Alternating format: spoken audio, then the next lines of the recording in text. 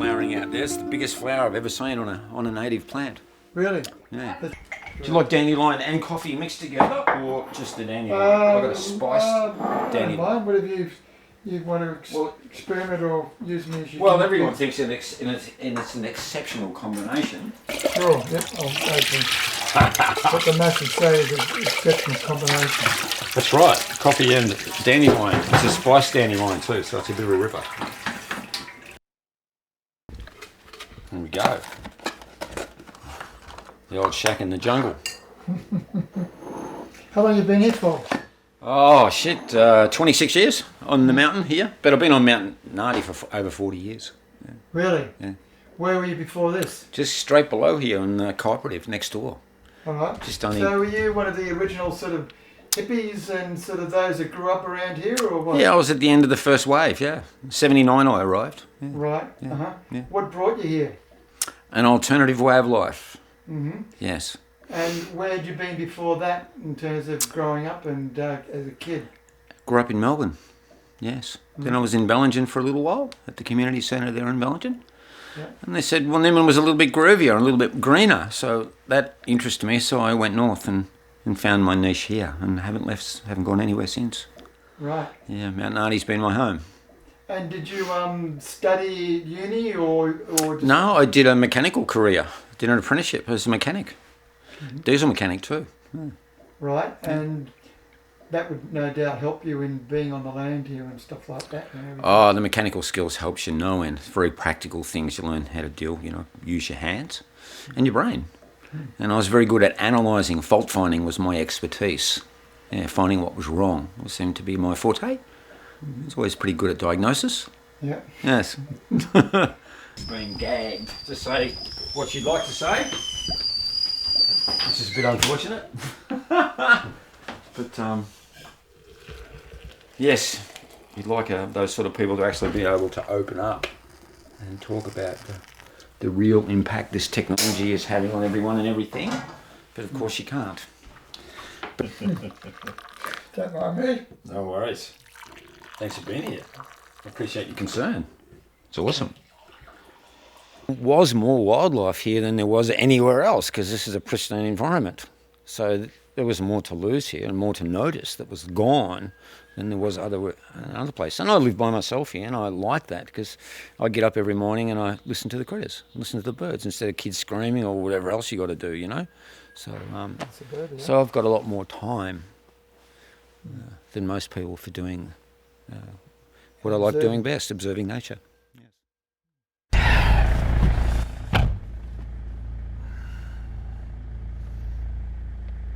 Where we go? There we go.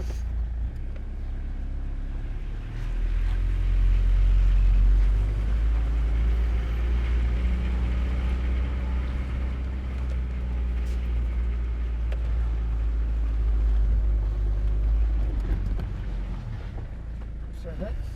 You all right? Yeah, put in there.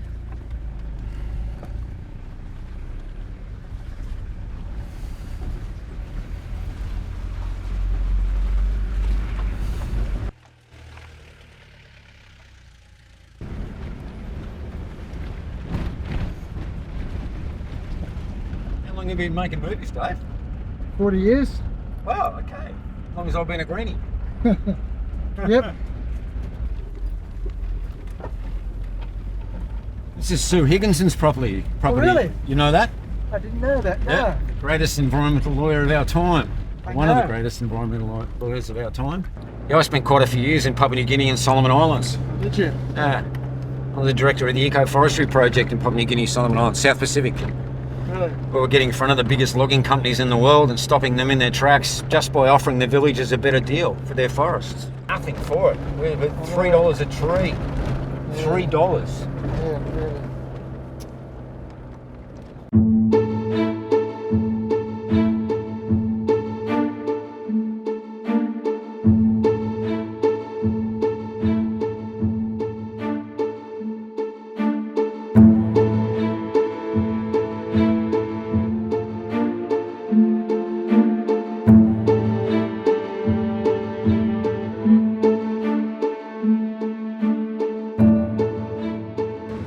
I've got it on milliwatts per square metre at the moment, and it's bouncing around from 900, 800, 1100, 1200.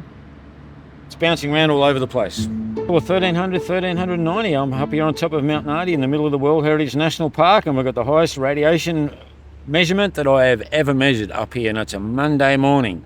I can't imagine what it'll be like here on a Friday afternoon. This is what we're getting on a Monday morning. Okay.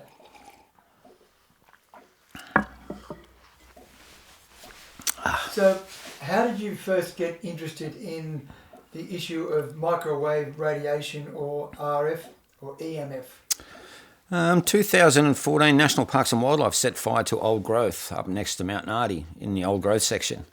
And I spent months up there, obviously at the time putting the fire out. But I spent a lot of time up there. Little did I know it was straight after they'd built the new tower up there. And I became quite ill. And I was so ill that I didn't realise until my neighbour came down in tears and informed me had I heard the morning chorus lately. And I said, no, I haven't been out of bed that early for ages. And she said, in tears, well, there isn't one. And that was the first time I'd realised that there was a major problem going on with the wildlife. It took my neighbour to remind me that the morning choruses had disappeared. What are the morning choruses?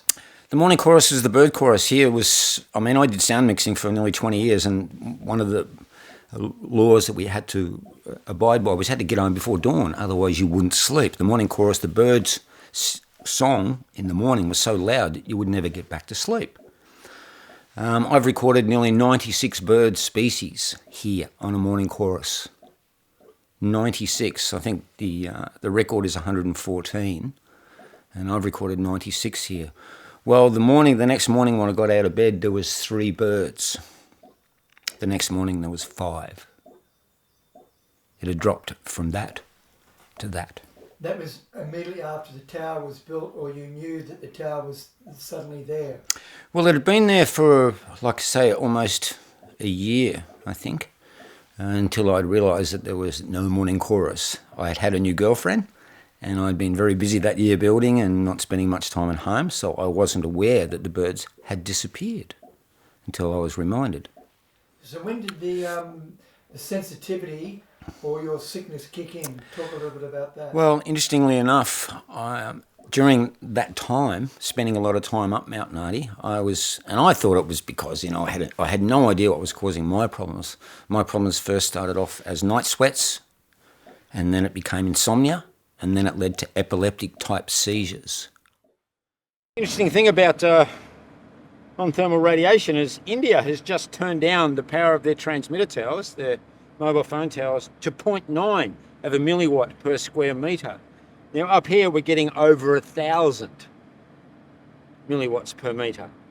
They're down to 0.9. 0.9 is their mobile phone towers, individual towers, 0.9 of a milliwatt. And right? Up here we're way over 1,000. What does that say to you? Well, if they're saying the 0.9 is safe, what does 1,000 mean? 0.9, not even 1. Not even 1. They did have it at 10, and they turned them down to 0.9. In Australia, they're supposed to be 10 as well. Before this, I was fizz a fiddle. I'd never been sick a day in my life. Malaria is the only thing that actually ever bedridden me. And I've been a very fit person and played sport all my life. And the mobile phone technology is exactly the same frequency as a microwave oven. So we're actually being cooked inside. The Russian sites tell us that the 900 GSM is the most efficient frequency at destroying or cooking the water molecule. And here we are using it in mobile phone technology. And of course our bodies are, what percentage water in our We're nearly all water, aren't we?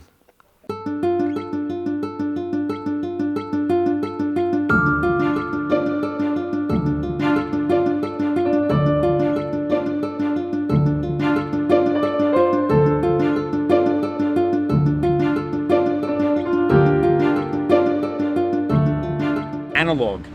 And when it was analogue, when it was declared a World Heritage National Park. So I spent a lot of time up here with biologists, and they were so impressed with the amount of wildlife was up here. Not only in the numbers of the wildlife, but the species diversity was some of the richest they've ever found anywhere in Australia. The amount of animals and wildlife there were per hectare, just outweighed any other forest that anyone had measured anywhere else in Australia. And now they're gone. There's something terribly wrong here. And these towers have been earmarked as the very cause of the wildlife disappearance up here. And the radiation that's exhibited up here would explain why they've gone. Who the hell would want to live in a radiation environment as high as this? This is just insane.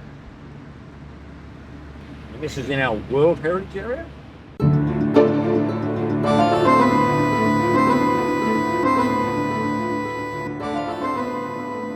The insects have completely disappeared from here. We had millions of insects here. Like I say, you couldn't sit down on the forest floor anywhere. You would be attacked or bitten or something would be crawling on you. Now you can sit there all day and there's nothing there. There's not even any mozzies biting you. All the pollinators are gone. I would do distillation here and the local bees would come and completely destroy my distillation process. So I had to make big covers around them for it. Now they're all gone. The native bees are gone. There's no moths or butterflies here anymore. You would sit on the ground. We had so many different ant species, even white ants. Even 3 days before we get a storm, the white ants would explode, and we get a white ant explosion. We have not seen a white ant explosion on this mountain since 2013. So this is not a very safe place to be at the moment, Dave. Let's get out of here.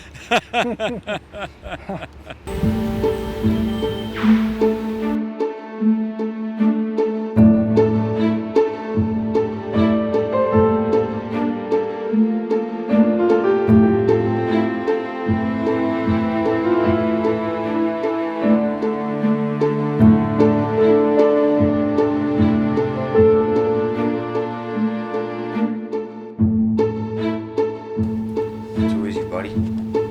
Just concentrate on David.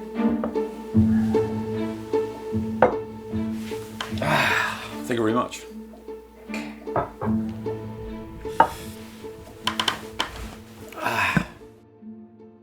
My research comes from professors and the Bioinitiative report, which is the biggest report that's ever been done on this issue. Out of where, Europe or the States? It's Europe. It's mainly from Europe. But it's, I think, 10 countries take part. And there's over 25 scientists involved. And it was a report that's been done over many years. And it gives us a big insight onto the devastating effects this technology is having on humans, particularly the unborn child, particularly sterility, and particularly mental health. During that time, spending a lot of time up Mount Nardi, I thought it was because, I had no idea what was causing my problems. My problems first started off as night sweats, and then it became insomnia, and then it led to epileptic type seizures. And none of the doctors could diagnose me correctly, except one came up from Tasmania and said that you've got exactly all the symptoms of radiation poisoning. Was that Dr. Russell Cooper? That's right. Yes, and I had to thoroughly agree with that. Then another naturopath put my blood under the microscope and said I was being cooked. My blood was so thick. That was probably the reason why I was deoxygenating and suffering from epileptic type seizures. And that was absolutely true, to the point where that week, as soon as I found out that, I built a Faraday cage around my bed, and for the first night in years, I slept right through. What's a Faraday cage? Faraday cage is a concept that was built by Mr. Faraday, who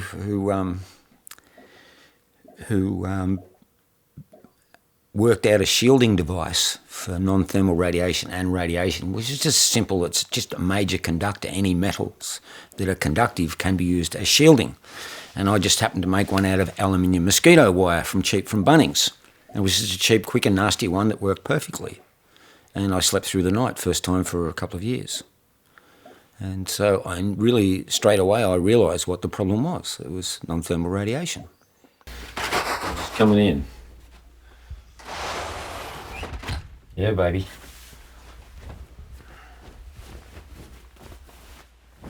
So explain to me just how this works. This is your classic Faraday cage. This is made out of brass, which is one of the ultimate conductors. As we know, copper and brass. Any electricity that decides to come into this room is then soaked up by the copper mesh and sent straight to Earth. Because as a human body, we're mainly water, and we're actually an antenna, which is something you want to try and avoid with so much radiation in the atmosphere. White cedar, the timber's made out of white cedar, rosewood and sassafras. Tree that I scored came up next to the World Heritage Area and was the biggest rosewood tree that we've ever seen, and it died naturally of old age and fell over. And I believe the rosewood is the oldest living tree in the rainforest around here. It's incredibly slow growing, and we think often the trees that grow next to them are species like brushbox, which maybe can live for a couple of thousand years old, and these grow at half the rate of that. This tree was the same age as a 2,000-year-old brushbox tree. It was the same diameter. So we estimate its age was probably twice that of the brushbox. And I think that goes into 4,000 years. So we talk about 3,000 years is probably the age of this tree. You know, I extracted the oil from this rosewood that had never been extracted before, and I took it to Southern Cross University, and they'd never seen anything like it. The oil from the rosewood tree came out electric blue, smelt like roses, and no one had ever extracted it before, and they discovered 22 new compounds that had never been found before. And it's another blue oil, and there's only a handful of blue oils in the world, and I discovered another one. And they're all the world's top essential oils, medicinal essential oils, are the blue ones. Wow. Okay, coil balm is one of my little products that I've been making for years now, and it's extremely popular. Nimbin people tell me it's probably the most popular product made in Nimbin. And the concept of this was the same concept and the same ingredients that Tiger Balm has been made famous. Now, this is the Australian equivalent. Tiger Balm these days is all synthetic. It's made from synthetic camphor in petroleum jelly. Now, I make this out of real camphor, and of course, and all the other ingredients are organic. What do you use it for?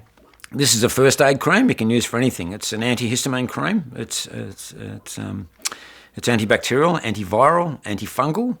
And I made it predominantly for people who suffer badly from ticks. Paralysis tick is really bad around here, and if you get a tick on there, you can wipe a bit of this on, and the tick will fall off 5 minutes later, and there's no reaction whatsoever. Wounds never get infected with this stuff. It's great for minor burns. It's fantastic lip balm. I want a bottle of it before I go. Precisely. And it's anything that's itchy, it'll stop itch straight away. So it's ideal for any sort of insect bite. Really? And no infection gets away from it. It's even great for minor burns. There's a little bugger off. That's my insect repellent, which is just made from essential oils. And the aches and pains oil, which is just another one. I call snake oil, which is the most potent thing I make, if you like. It's an aches and pains People oil. think you're a bit of a kook. Well, the green tree snake, I says I really like the fact that I like to highlight animals that are endangered. And I just call this one the green tree snake oil because it's from the green trees. And it's for your snake, all muscle and sinew. So it's not actually made from a snake? No. I just like to highlight the fact that we live in a world that's full of animals and nature, and we should be taking more notice of them. Because there are indicator species for the health of our environment. If we ignore them, we're ignoring our health and well-being. Simple as that.